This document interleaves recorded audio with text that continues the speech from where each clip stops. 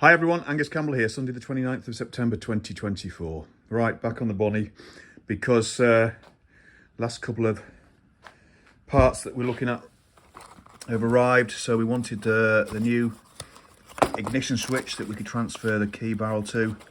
So we've got that there. We've got the new old stock fork top nut to replace this one, which you can just see it picking up there now. Got loads and loads of burrs in it. I know people have said I could get a thread file, etc. to clean that up, but one, I haven't got a thread file, and two, that would take a ton of cleaning up. And in the end, it was just as cost effective to get this second-hand one off eBay, which is an original. So that's done. So what we're going to do, first of all then, is get all this lot tidied up and put back together, because we should now have the parts to do it. I'm going to see initially if the spades that I've already put onto the ignition wires, extension I should say, will fit inside the rubber boot, but if not, I've also got some flag spades as well that we can use just to try and save a little bit of space. Oh, excuse me sniffing. It's cold in the garage today. Off camera in the meantime, I've just been messing about with the damn choke cable routing. We know these choke cables are incorrect. They're too long really, but they were on the bike. They were routed badly before and the choke was actually seized bloody solid. But I've now got them roughly routed where it works and the cable isn't coming out. It's quite nice and smooth.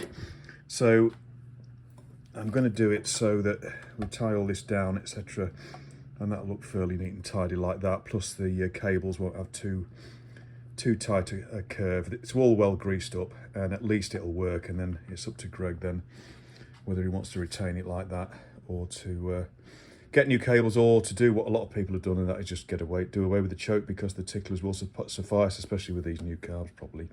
But anyway, we'll leave that to Greg. So as you can see, since you last saw this bike at the end of the last video, the tank and the seat are off, the side panels are off. Looks as though we're going backwards at the moment, but I can assure you in a short space of time, we'll get this lot back together. So first of all, let's get on with the ignition switch, get this out, and then we'll put the gubbins in this, plumb it in, and see what it looks like in here, and I'm sure it's going to fit an awful lot better. Right, there's our new ignition switch, and you can see there how the back plate is riveted on with the well, what would be the spring and contact inside, whereas this repaired one has some I don't know, probably BA nuts and bolts, and so we couldn't get the rubber boot on. So what we've got to do is the original barrel, we just need to pop into there. That should then click in okay, and then we've got a fully functional switch. Give me a couple of seconds and I'll put that in. There you go, slotted in. Once you get in the right position, slotted in straight away. And now we've got an on-off switch, where in the on position the key can't be taken out of the barrel. Right, so what we'll do now is we'll put the rubber boot on the terminals here, and then and then see if it fits on the switch. If that's okay, then we can mount the switch into its hole behind there and out here. And I think because we haven't got these, I'd say whatever they were, set screws and nuts on here, it's probably going to fit a little bit further into its tubular mounting point. But anyway, let's get on with that. Well, there we go, boot fitted with the spades that I already had on there, as Rick suggested it would, or predicted it would. So right, let's get that mounted up into its hole, and then I'll put everything back together, get this right indicator up, get the headlight back on, and everything will start to look a little bit tidier. Yes, that's better. So headlight and indicator back on, ignition switch fully home, much more secure than it was before. Doesn't slightly turn. It's got a flat on one side to prevent the body turning, but it's quite a loose fit. But anyway, it's nice and tightly in there. It came with a fibre washer to insert underneath this nut, but also the original one, quite rightly, had a thin spring washer at the back of it. So this nut's always under tension, so that's not going to come undone. So we used that. And the other good news is the second-hand fork top nut went in beautifully most of the way with my fingers, then good tighten up. So now we can get the clocks back on and do what Dave has said. Well, it's an intuitive development using the fibre washer underneath the clock mounting bracket rather than raising the fork legs, rather than the botch. We don't use the turn botch, obviously. Right, let's get those back on, and then all of a sudden, make sure everything else is tight. The bars need tightening up a little bit, and that should then be the front end done, and we can move on to the electronic ignition. Yes, progress at last. Well, it's all very smudgy and needs a bit of a polish and a wipe down, but we're all buttoned up. The bars are tightened down, clock brackets on and absolutely secure. Pleased with those. They do have a tendency to sometimes rotate a bit with metal on metal, so I think that fibre washer is going to actually cure that, and I think that's a good mod, and definitely not a botch. Yeah, confident to the extent that I just need to button that up and just move that a little way around. That's better. Confident to the extent I've actually got the new chrome clips on the cable, so all we've got to do at the front end now is to attach the speedo and tacho cables. Tacho cable's right, speedo cable's a bit long, so I'm not sure how that's going to work out, whether we can tie it up out of the way. I had, as I said before, I had the intention of, it runs down the right-hand side of the bike in the right-hand cradle. I was wondering whether to bring it across at the bottom and up the left-hand down tube here, but then it's got to go, it would have to go across the front of the headstock and into,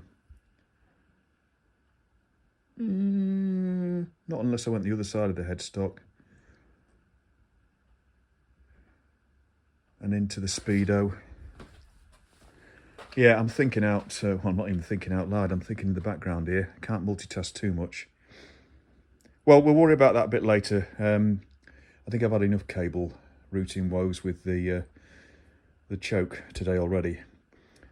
But anyway, that's looking much better.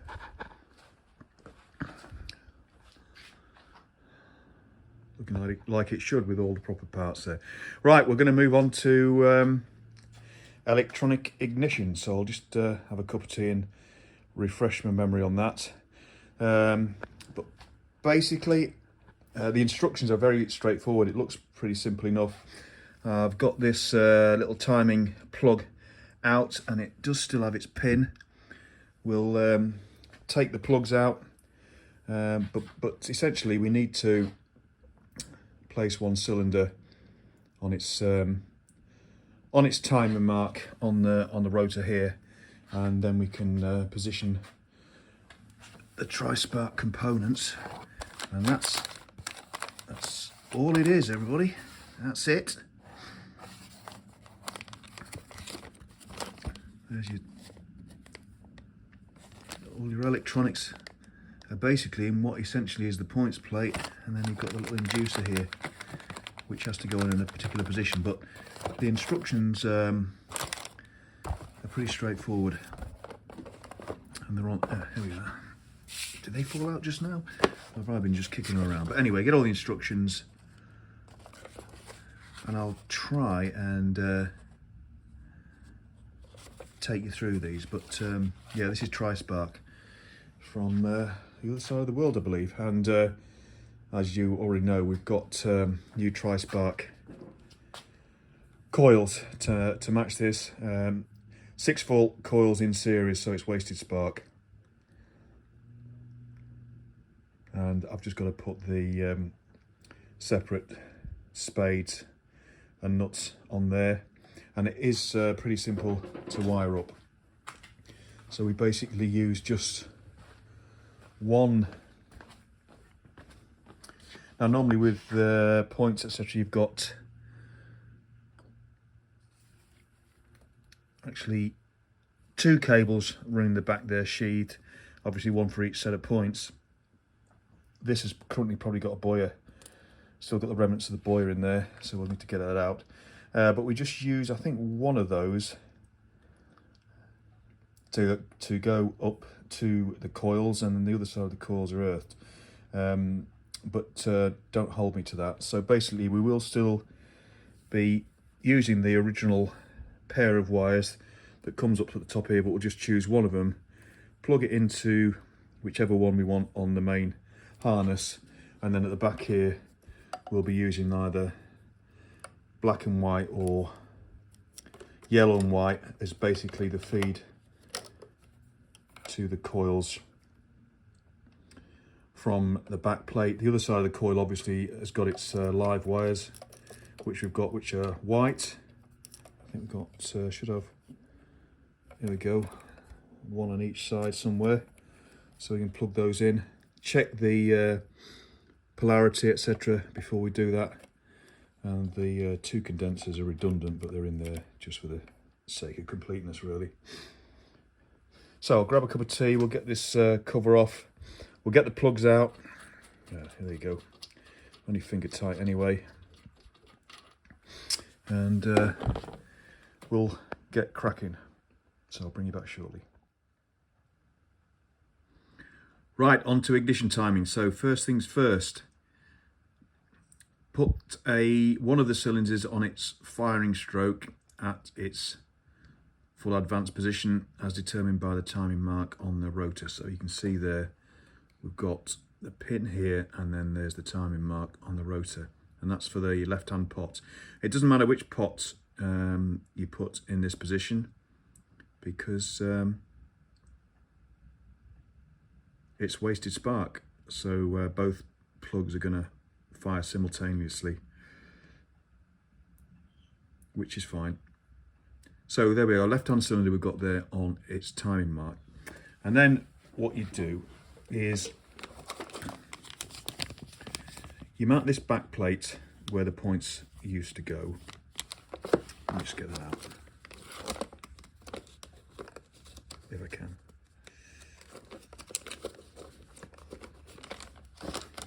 I can't do it with one hand, but basically, let me try and show it. Here we go. You mount this then where the points back plate go, normally goes on the other side. And you'll notice that there are 2 marks there. AC anti-clockwise, CW clockwise. Now, the auto advance unit on this, on the end of the cam, rotates clockwise.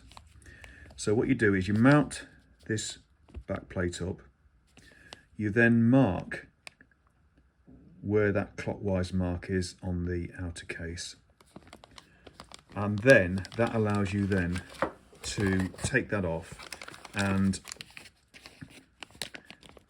mount the rotor up with one of its, I believe one of its little pins here, you can see, inducer pins I would presume,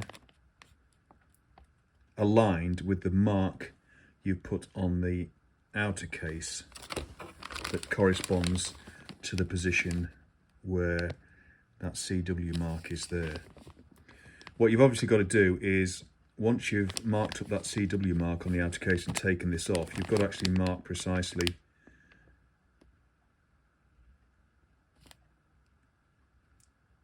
where you mounted this on those slots so you put it back in exactly the same position. But I've just realised actually you've already got a mark that you've made on the outer case where CW would be anyway, so that's your data point, actually your datum point effectively.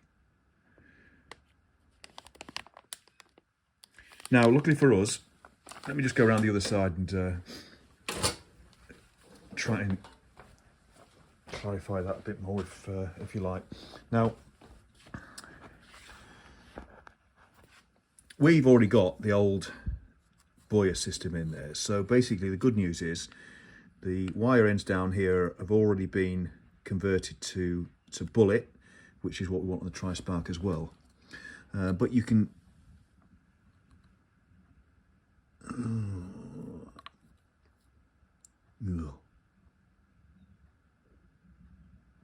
I'm hesitating.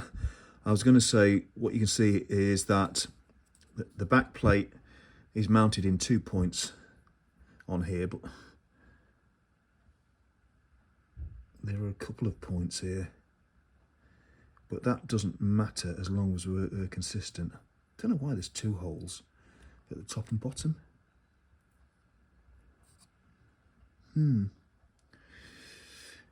Anyway, we need to mount up the new back plate using these 2 holes and its slots, and then we'll mark where CW is on the outer case over here somewhere it's going to be.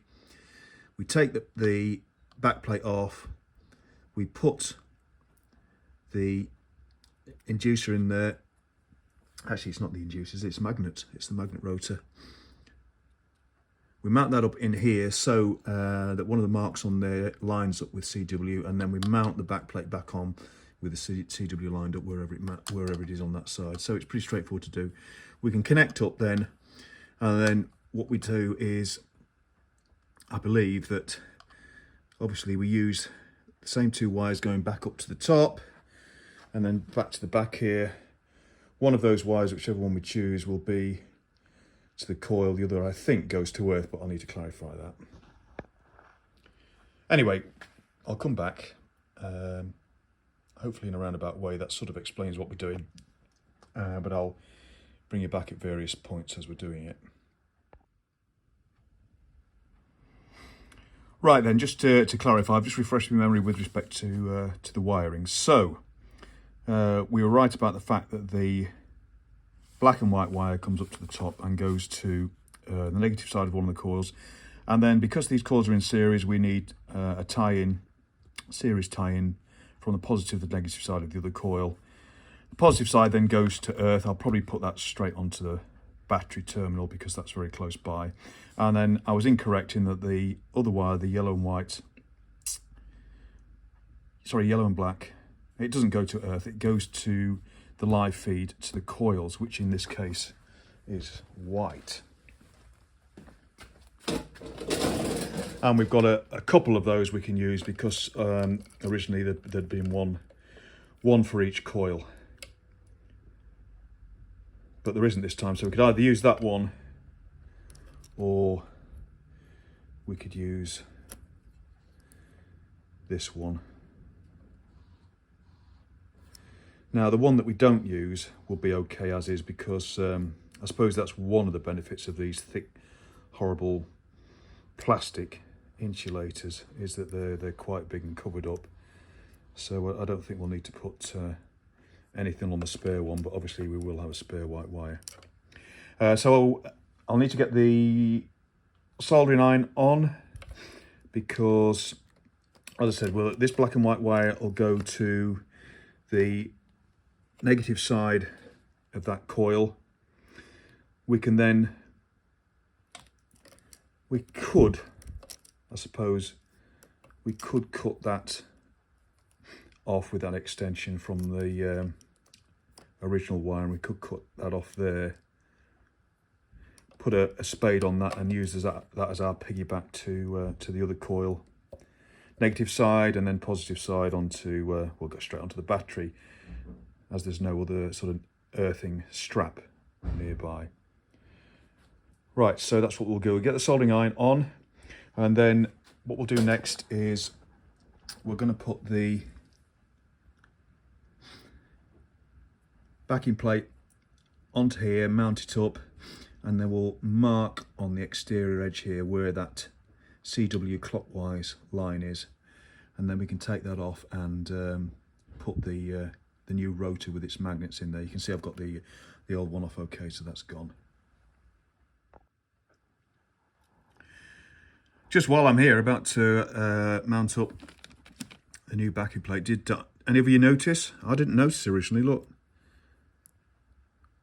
That's pulled off that bullet, so we've got that to attend to, but we did get some with the kit with the tri-sparks. I don't like crimped stuff at all. I mean, those wires in there, you know, you can see they're bare wires. So depending on how that's crimped, how do you know that's going to get a really, you know, good connection? You should be all right, I know, but I don't know.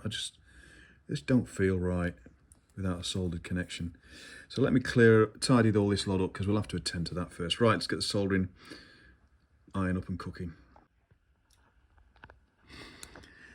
Right, well, it's about an hour later, and the reason for the delay is that in addition to obviously mounting this up and marking up, then I've been doing the wiring at the top end and sorting everything out, ready to connect up, so we're ready to go. So this is temporarily mounted on the pillar bolts.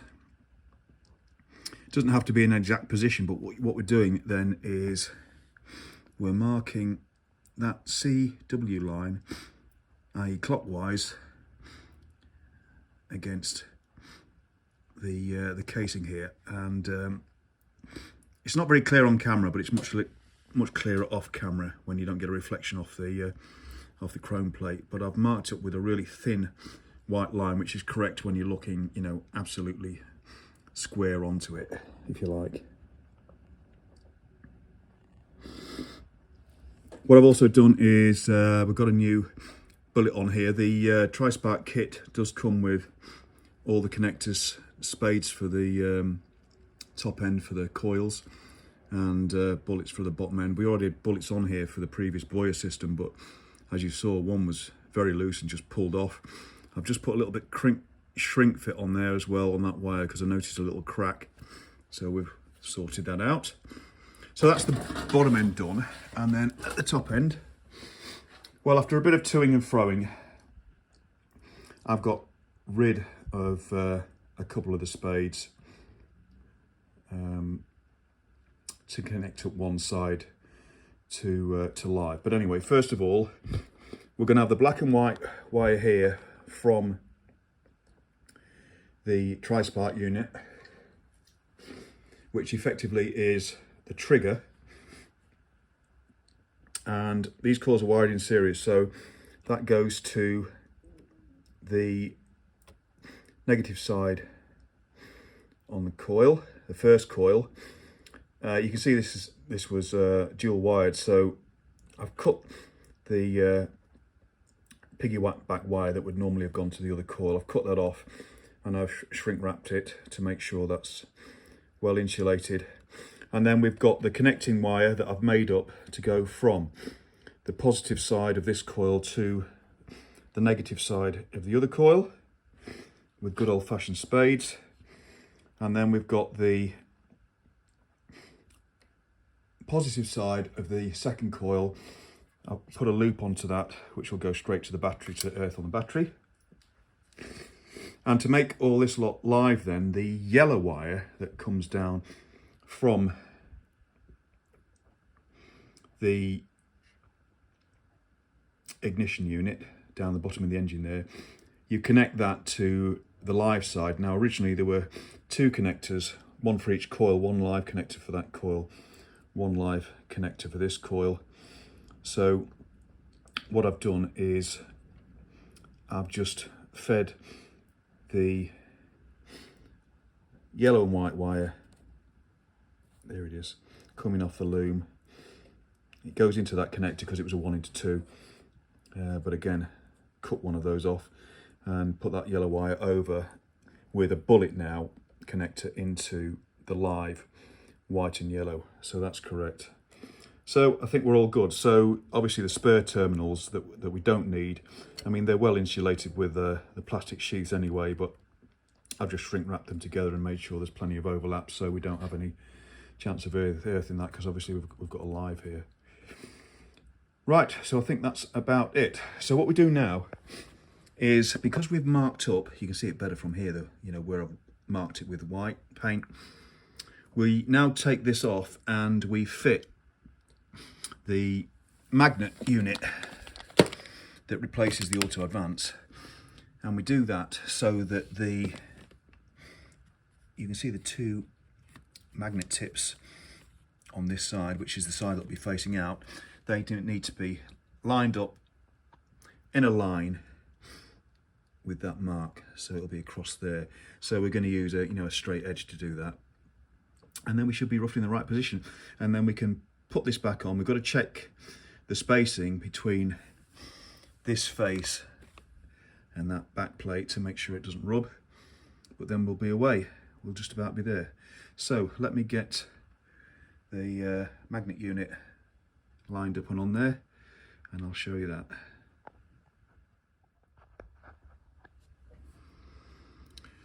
Right, that's the rotor installed in the correct position. So firstly, you go back to the other side and make sure that the stator rotor timing is on full advance on the motor and that it's not moved, and it hasn't.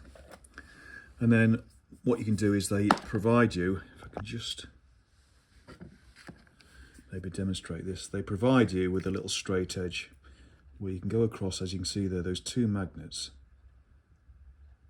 and just make sure, you won't see it from this angle because I'm above it, but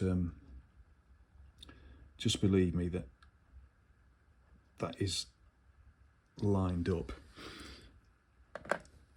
And it doesn't have to be absolutely perfect, because there's an electronic test you can do once all installed to rotate, if necessary, the main unit on its slots there to get the timing accurate, so it's not too bad. However, next problem, what you also do with this little straight edge is you put it across the rotor there and make sure that that rotor face here, that face, is 2 millimeters lower than the edge against which, here on the outer edge, that the ignition unit sits on, because there needs to be an air gap between those two magnet pins there and the back plate. And there isn't on this, because that is slightly proud of this ledge, very slightly. So I'm going to look up what the best solution is to this, but the obvious one is that we're going to need to put washers on the rear side, on the back side of the back plate, against which the pillar bolts go through. So this this is going to have to sit proud, but obviously it means then that you're not going to have the whole of this ledge as a surface area for it to mount on. I don't think that's going to be an issue, because it's not a heavy unit or anything like that. It's just whether or not, you know, it might have a tendency to vibrate more unless we use, you know, something a bit more spacer-like around that rim. Let me have a look online. I mean, this is the correct unit, so there's they must have come across this issue before, unless they suggest taking some. I can't believe that they would suggest taking some meat off the taper off the back of this. It does have a ledge on it as well, and it's whether or not you take a bit more off that ledge because it's not going in on the taper properly. But it is solid, and if I take this out, I've tested it, if you take the centre bolt out, it does take a bit to remove the rotor, so it is seating properly. I can't believe they'd want you to tamper with that. So the only thing I can imagine is that we have to put some sort of spacer, top and bottom, or maybe a ring, but I haven't got a ring that big that'll do that. I'll look it up online and see. Some other people must have come across a similar problem.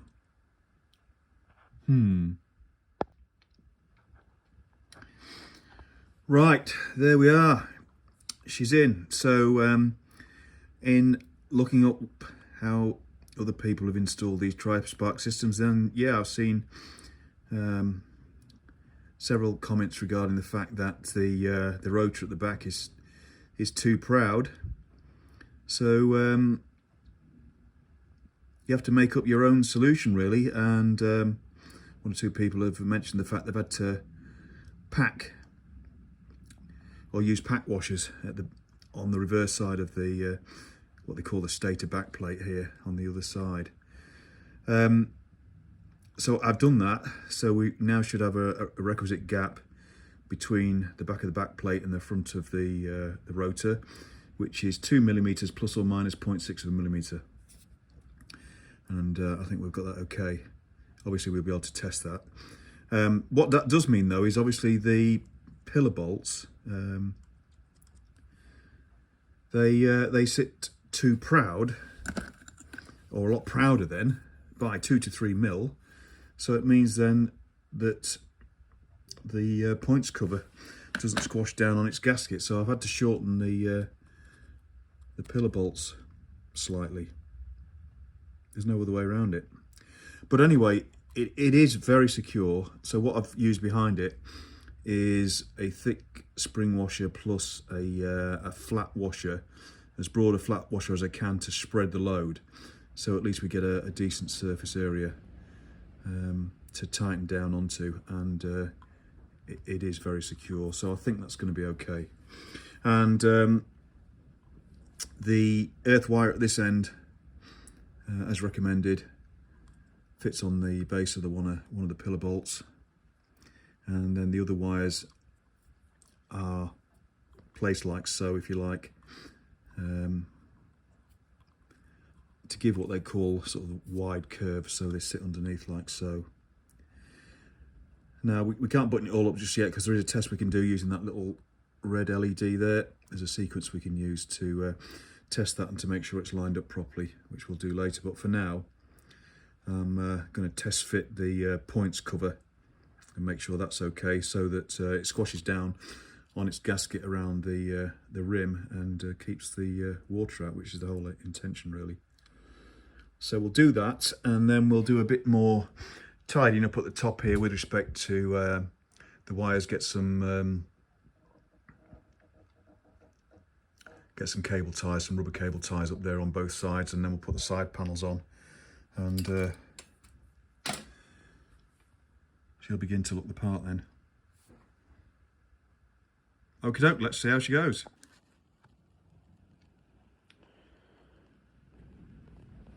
Right, plug leads in and connected up.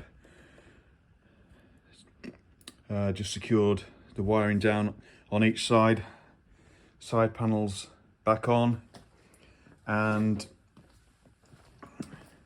back to where we left off in the last clip. Yeah, points cover back on secure now, but I had to use shorter screws, obviously, because I shortened the pillar bolts, and the original, well, they weren't original screws, but the screws that came with it were too long. But luckily I got some nice dome chrome-headed shorter screws in stock, and that's nice and tight, hopefully be watertight. I've also plumbed in the speedo cable, and I'm going to need some innovative routing really, because it's too long really, but I think I can do it with it as it is without having to buy another one.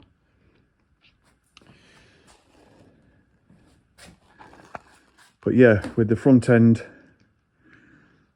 around the headlight, etc., just about finished, save for the tacho cable now, then there she is. So late in the evening now, so we'll leave it there. We'll come back in the morning, just review the jobs that we've got to do. But I think the next thing is going to be get those clock cables sorted out and tied down, and then we'll think about getting the seat on. Oh, and also something I haven't forgotten as well is we've got the fuel lines to do yet.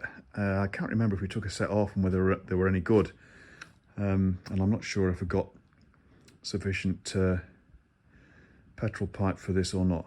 I've got some in stock of a couple of sizes, so we'll find out. Right, night everybody, see you in the morning. Right, next day, got a few other jobs to do today, but doing a few bits and pieces. So I've begun making up the fuel lines. Got fuel line crimps on the crimper. So that's the distance between the two carbs. Just got to measure up each side now up to the tank fittings here, which do a bit of polishing first before that. So that's underway, and glad got that stuff in stock. I was wondering whether I had enough, but got plenty. So that's okay. Also, where we left off last night, tidied up the clock cables and got the tacho cable on as well. Not looking too bad, considering the cable's a bit long.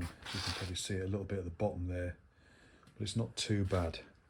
Done a bit more tidying up of cables. So all that's hanging here now are the battery connectors. So that's the negative side, and then we've got two for the positive, because as I say, we're taking a direct feed from the battery positive side, i.e. earth, to the coils. And also just been, I say, doing a bit of tidying up with respect to more cable ties, etc. So I think we're just about there with that. I've recently refreshed the charge on the battery. The battery that came with it, I think, is pretty good. It's holding its charge all right, so we'll see how that is. And then the other thing that I'm just going to start now is just the fittings on the seat. 4 rubbers. These are a bloody pig, so I'm going to need to put these in hot water, I think, and get them to soften up a bit. So it's just 1, 1, 1, 1, and then the hinges. So one hinge loosely fitted. Got some new set screws for the other one. The other one's down there. Obviously we have to leave that off and until we fit. But anyway, I think that'll be it for now for this evening. Oh, the other quick thing, do the usual choke test.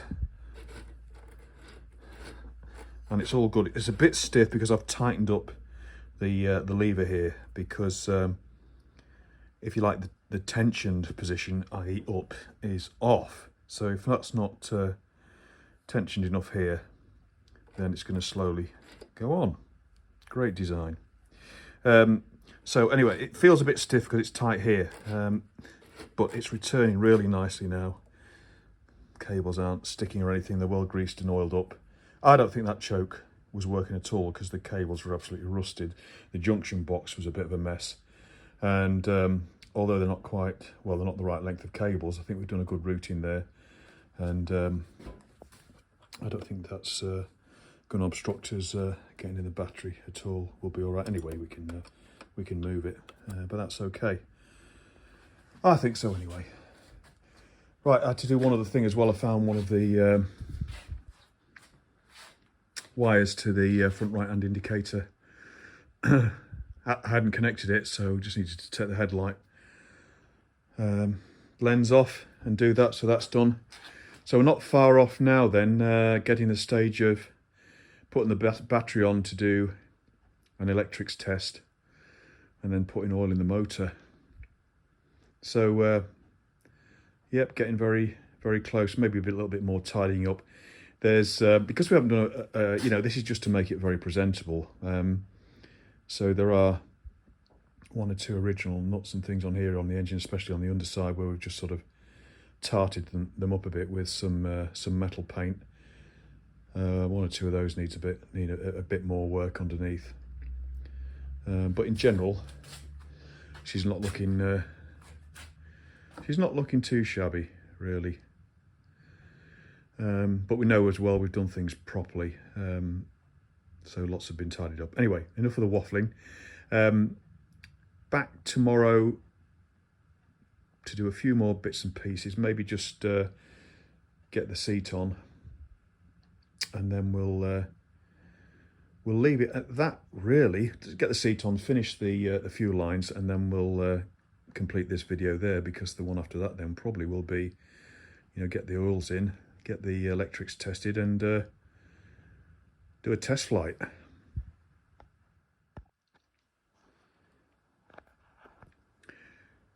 Right, later on in the day, hence the LEDs being on in the garage. Right, tank's on because I wanted to do a test fit of the new petrol lines now completed. I think they look pretty good. These were on the bike, the Jubilee and Unions. So we've retained those. That's quite a neat line back to the back of the carbs. So chuff with that. Out the way the choke lever as well. Still working all right. So that's got that done. What else have I done? Oh, at the back here, I've put a retaining strap or wire ready for the seat. That's just on there loosely, and that's just to prevent the seat coming all the way over on the hinges, and hinges then damaging the side panel. So there's one hinge and there's another. I've done a quick test fit of the seat, because the other job that I've managed to finish off is getting these rubbers in. God, what a damn pain these were. They were tight. I did have to do a bit of trimming. That looks as though it's a second-hand one, really, actually, which I had in my stash, but that went on okay. And it's a bit softer, slightly softer rubber. But these new ones, they're new and not that old, but God, they're bloody hard. And even softening them up in hot water didn't do much for us, really. So the only thing left, I think, with respect to what we've got to add to the bike, is we've got a rubber pad stroke tray for the battery sit on, and its strap as well. So that'll be here in the next couple of days. But what I'm going to do now to finish off this video and do one final clip, I think it's probably time for us to do an electrical test. Shall we connect the battery up? So I did put it on the charger earlier today, but it didn't need any. The charger came back and said no, all good, just a few minutes and a bit of a test, and it was fine. So I won't sit the battery in, I don't think, just yet. Well, because we'd have to take it out again anyway. If the leads are all long enough, which they are, I think. Where's the other one? There it is. We can just sit it on the back here, I think, and let's do a bit of a test. Now, as Rick pointed out originally when he pointed me in the right direction with respect to wiring up the ignition switch, even when the ignition switch is in the off position, it's wired such that you can put the side lights on, because that was, well, when this was built, then, you know, they were parking lights, effectively. So that'll be the first test. And then we can turn the ignition on. I'll take one of the spark plugs out, or maybe even both of them, actually, just to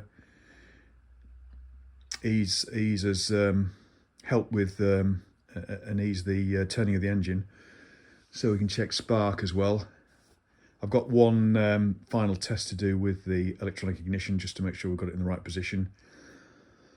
And then we'll have some fun with the indicators and see if I've got them wired the wrong way around, and even if they work, because you know how fickle they can be sometimes. So go on, let's do it. We've got to do it sometime. So that'll finish off this this video with a final clip, and we'll have a bit of a hurrah.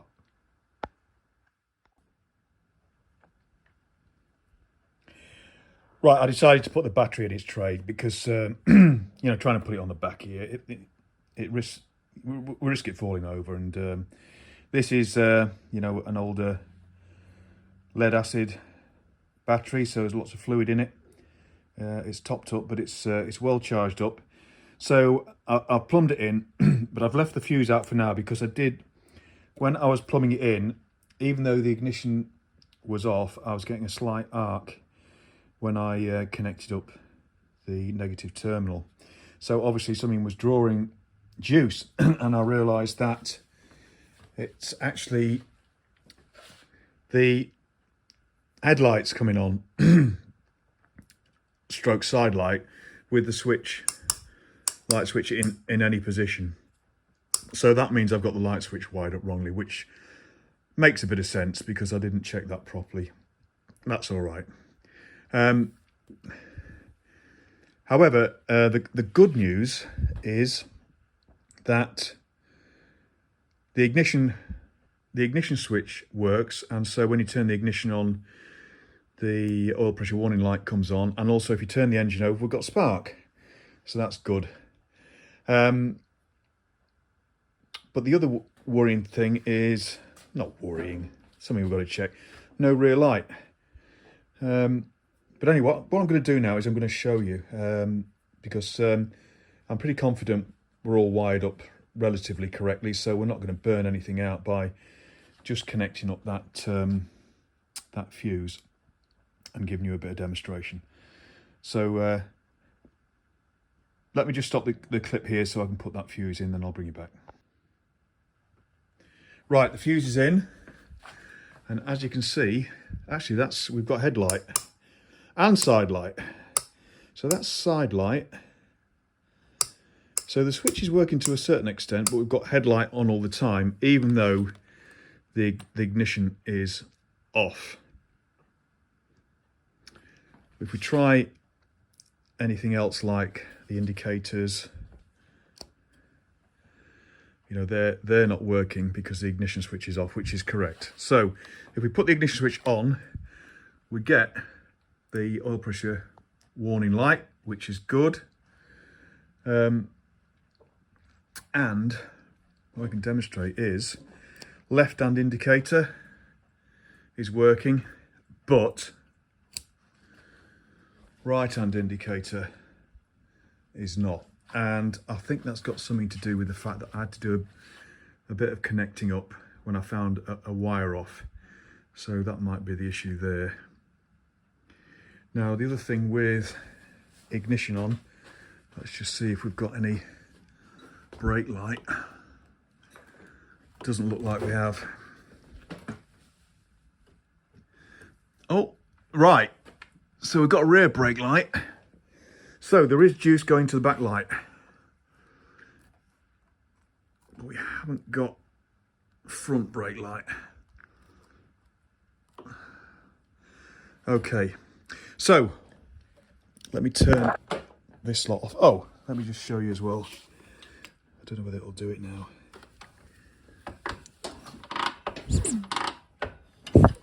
Sorry about the juddery.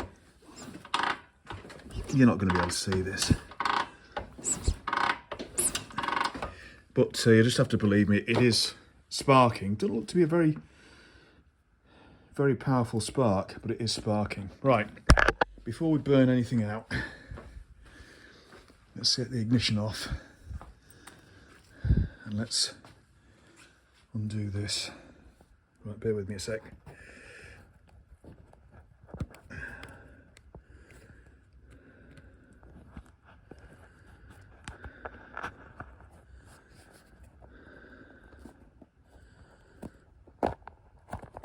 There we go. Right, and that's the fuse out. So mixed results, but I don't think that's going to take much sorting out. So we'll have a go with that tomorrow. But the last thing that I just wanted to mention is that I did do a bit of a test fit of the seat. And now I've got the rubbers on, then the seat base is clearing the battery terminals. That was something that was pointed out by one of the subscribers. Was it John? But anyway, there are instances where if the battery is mounted too high, then the terminals can actually short on the seat base, and that was quite a common problem at one point. I don't think we've got that problem here, although we've got I say rubber mat to go under the battery yet, but with the rubbers on the base of the seat now, which go onto the frame, then I don't think we'll have a problem. So final thing, just to show you, we'll put the plugs back in.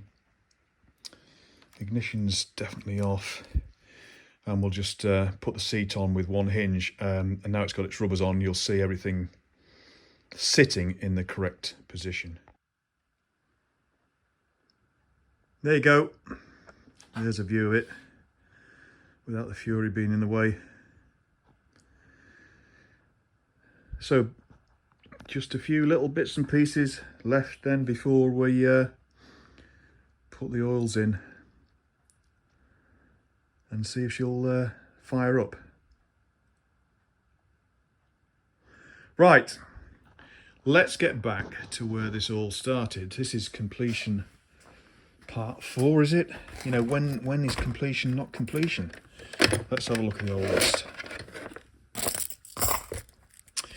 Now the list got longer at the end here, but we'll come on to that. Start from the beginning.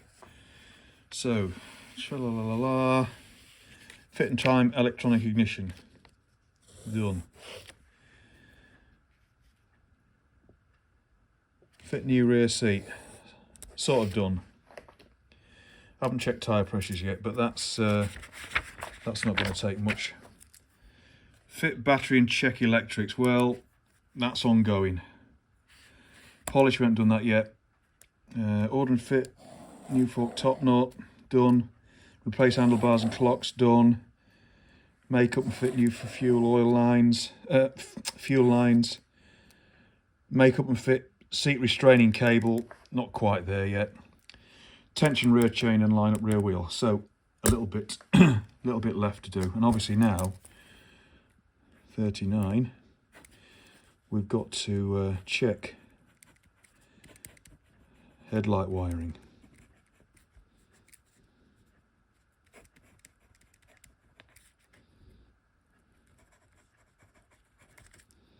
And retest.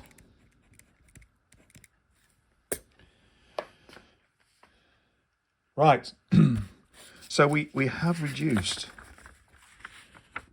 even though I've extended the list, then I think we've crossed off more than we've added. 1, 2, 3, 4, 5. Right, this is going to be probably more than long enough, this video, so we'll leave it all there, but there you go. I'll leave you with another shot. She's not looking too bad. So it's not a concourse restoration, but the intention was to make it a very presentable machine, and I hope we've achieved that. Nearly there. Right, thanks very much for watching, everybody. Thanks for all your interest, any comments and subscriptions. And I'll see you all again soon. And I'll follow this up with a quick video about shows and exhibitions as we're now into the autumn season. That's when it all kicks off. Cheers, everybody. Bye-bye.